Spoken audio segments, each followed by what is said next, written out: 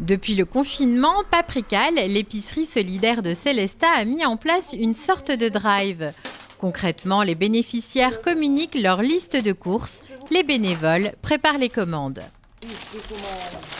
On a mis en place des listes de courses pour faire des colis, mais qui sont adaptés à chaque famille, à chaque besoin. Parce que nous, il y a quand même une participation de 10% des paniers. Donc on s'est dit qu'il fallait quand même être au plus juste de ce qu'ils avaient besoin. Donc voilà, on s'est adapté à ça.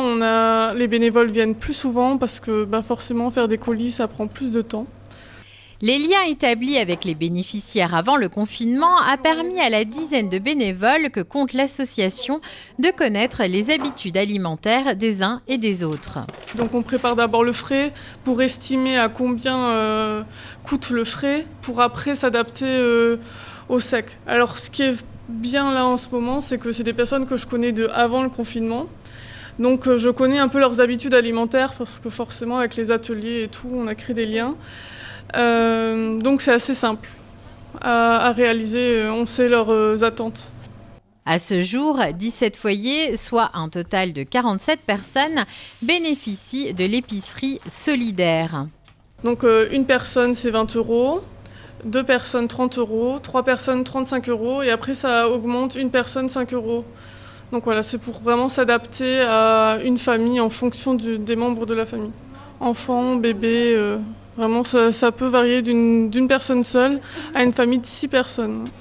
Et après, donc c'est pour la semaine. Et eux, ils ont la participation de 10%. Donc pour 20 €, ils payent 2 €. Pour 30 €, ils payent 3 €, ainsi de suite. Même si le temps du confinement, les bénéficiaires ont pu se tourner vers d'autres structures, telles que la Croix-Rouge, la réouverture partielle de Paprika a été bien appréciée. Ils étaient super heureux parce que forcément, même s'il y avait des solutions, pendant ce confinement, c'était pas du tout la même chose qu'à Paprika. Les bénévoles aussi leur manquent. Là, ce qui leur manque aussi beaucoup, c'est les ateliers forcément. Les ateliers cuisine, les ateliers couture et ces moments conviviaux. Donc déjà de parler avec nous un peu le temps de chercher leur colis, ça leur fait du bien. Donc voilà, ils sont super heureux. Si l'association vit de subventions provenant de la ville, de la communauté de communes et du département, elle reçoit également des dons de la part d'entreprises et de particuliers. De précieuses rentrées d'argent, d'autant plus qu'en raison de la situation actuelle, le nombre de dossiers est en nette hausse.